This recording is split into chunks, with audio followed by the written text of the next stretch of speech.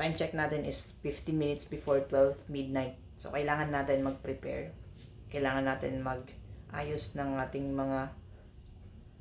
So, kailangan natin mag-prepare ng orders ng homemade naming lumpiang Shanghai. Kasi meron nag-order at ngayon is ipipick up nila dyan sa labas. So, kailangan kong i-prepare at ihatid para ma-pick up na rin ang ating orders. Let's go. Para ma-pick up na rin ang mga order. Para ma-pick up na rin ang order.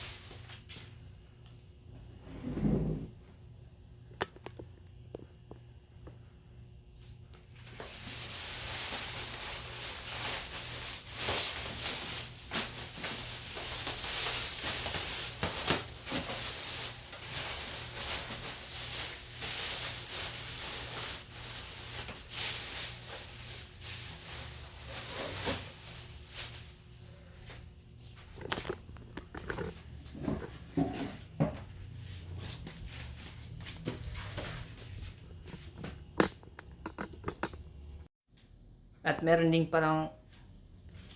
din palang order guys na 6 bottles ng peanut butter.